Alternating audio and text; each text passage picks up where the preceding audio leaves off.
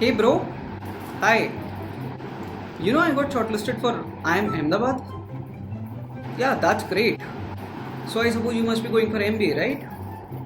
Yes, I took a loan of about 23 lakhs for the entire course. I'll pay it after my MBA when I'll get the job. So, do you know what interest has your bank charged and what will be the amortization period? No, I'm sorry, I don't know what amortization is and what interest will incur on my education. Oh, you don't know about that. Well, before taking an education loan, everyone should have the knowledge of the amortization period and the interest, whether it will be simple or whether it will be compound. No, I'm sorry, I also don't know what is the repaying period. I understand it happens, but please make sure that from next time you will get an idea before completing any process or before taking any loan.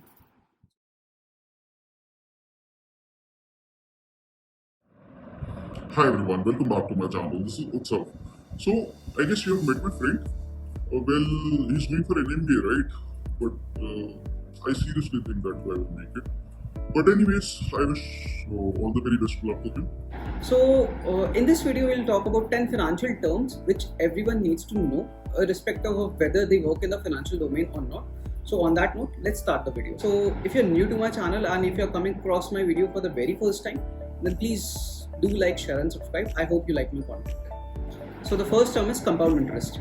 When you are deep into something and you tell a lie, and to cover that lie, you tell another lie, and the problem multiplies exponentially. Well, the same thing works with the compound interest as well. Let me give you an example. Suppose you invest 100 rupees in an SIP. So the interest of the first year is 10%. So after 1 year, you will get 110 rupees. Well, for that second year, you will get another 10%, but this time the interest will not be 10 rupees, the interest will be 11 rupees since its value was higher. So you see the investment is growing at a faster percentage because of the previous interest which keeps on getting piled up. Okay, so compound interest is one of the most fearful forces of nature.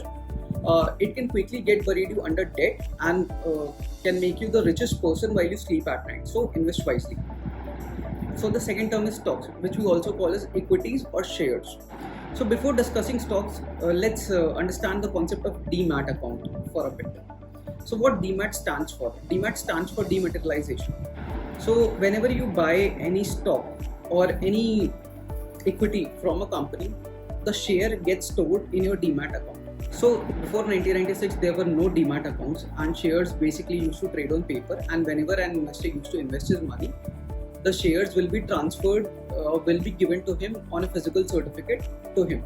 But after 1995, or after the Company Act was launched, basically the concept of dematerialization or demat accounts were introduced by NDSL and CDSL. These are basically the two depositories in India which introduce the concept of demat accounts. Now what happens, there is no paperwork involved in the demat accounts and everything has been moved from physical certificates to digital bookkeeping. So now what happens, these demat accounts are offered by brokers.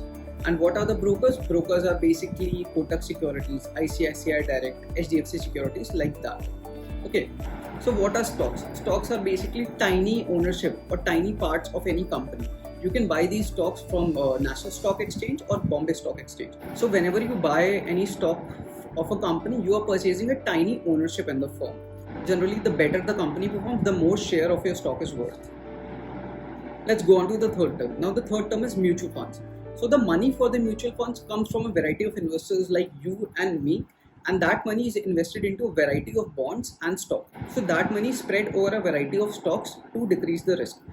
So what a mutual fund is? A mutual fund is basically a basket of a variety of stocks. It can contain 10 stocks, it can contain 20 stocks, or it can contain more than 100 stocks to spread the risks. So who manages this mutual fund? Money managers, or as we call them, hedge funds managers, mostly make the decisions to buy and sell mutual funds.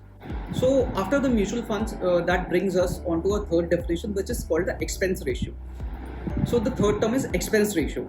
So whenever you invest, it costs money to run mutual funds. So fund managers deduct some percentage from the money you have invested and they use this money to cover administrative expenses like fund expenses or bookkeeping expenses. So in a nutshell, expense ratio is basically the percentage of money which goes to the fund managers when you invest in mutual funds. a pro tip, whenever you want to invest in a mutual fund and you want to compare SIPs, always make sure that you go with the SIP which has lowest expense ratio. Otherwise, all your money will go to the fund managers. The fourth term is index funds. Index funds are also a type of mutual funds, but they are very low risk, and is basically a collection of stocks that represents a slice of the economy. So to understand index funds, you basically need to understand and have a sense of the indices. So you must have heard about Sensex or Nifty 50, right? So Nifty contains like 50 stocks and Sensex contains about 30 stocks.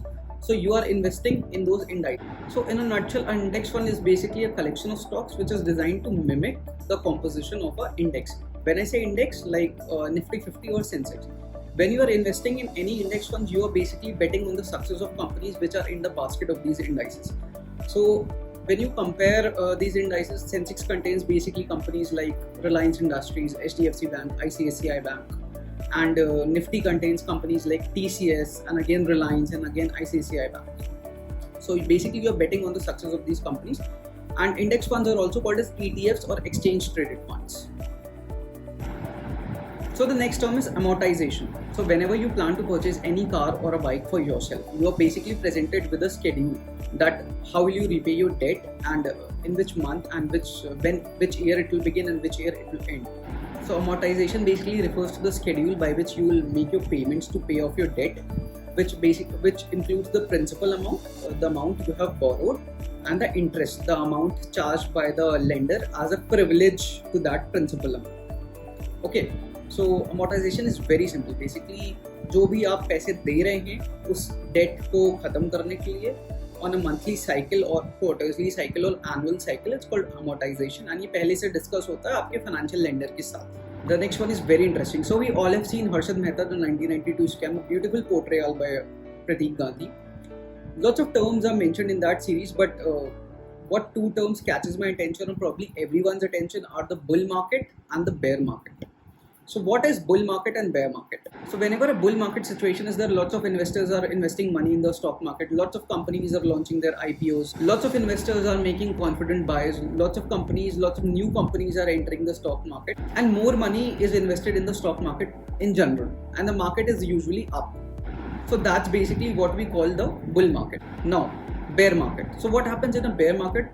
In a bear market, basically prices starts to go down. Prices hover down here and there. Investors start to pull their money, and basically millennial investors or people basically wait and see which stocks have to put their money in so that they can book maximum profit. So the next term is what I feel every one of you must know this, but as we are discussing the basic financial terms, so it's required for this video. So the next term is net worth. So net worth is basically the most important measurement of wealth. Net worth is nothing, it's just the simple difference between your investment and liabilities. When I say investment can contain your savings, your mutual funds, your ETF, your gold bonds, your real estate bonds, etc, etc, etc. And your liabilities means the loan you have on your head, if you have purchased a house, if you have purchased a car. So net worth represents that total amount, savings or investments minus liabilities. I hope that's clear. So the next term which we are discussing is very much related to the stocks. And before buying any stock, if you're doing analysis of that stock, it comes into very much basic analysis. So the next term is P by E ratio or price by earnings ratio. So remember in class 3rd or 4th, we have probably studied that a ratio is a relationship between two numbers, right? But the difference here is that we are looking at a company's stock price in relation to its earning. So in general, it gives you an idea whether your investment is overvalued or not. So let me tell you how this works. So before I tell you, there's a disclaimer. When you buy any stock, P by E ratio is not the only factor. People also do technical analysis, or they also check P by B ratio. They also check what is the total market capitalization of the company, or how many debt the company is, or what is the promoter shareholding. So P by E ratio is not the only analysis, but is one of the very basic analysis which an investor or a trader can do before purchasing any stock. So there are some set values for a P by E ratio. So whenever a P by E ratio of a company is between 0 to 10, that means the company is not doing too well, or it's very much undervalued, or your investment will simply go down. Or suppose if it's above 25, the company is doing very well, or is this just a bubble like Bitcoin or a cryptocurrency which will burst soon in the future. A normal P by E ratio is between 10 to 17%, which is considered an average, and a lot of beginner investors relies on the P by E ratio between 10 to 20. Again, a pro tip which I follow: if you want to invest and if you're a beginner investor, choose a company which has the P by ratio. Choose a company which has the P by E ratio between the range of 15 to 20. Again, it's not a criteria, it's just what I prefer, but then there are many other factors when picking a stock apart from P by E ratio. So the next term is capital gains and capital losses. Again, it's a very wide term, but we'll just focus on the basics. So if you sell something for more than you have spent to acquire it, that's a capital gain. And if you sell it less than your original purchase, that's a capital loss. So the next term is depreciation. So whenever you purchase any car, over time its value decreases. That's basically called depreciation. If you purchase any car for 10 lakh rupees in the first year, over the course of 5 years, its value will decrease over time, and probably when you want to sell it, its value only be 3 or 4 lakh rupees. So depreciation occurs over time, and it probably occurs due to basically wear and tear of any materialistic things. So let's move on to the last term: tangible assets and intangible assets. So what is the difference between tangible assets and intangible assets? A tangible asset is something which is really physical in nature, like your house, your vehicle, an inventory, an equipment, or a building.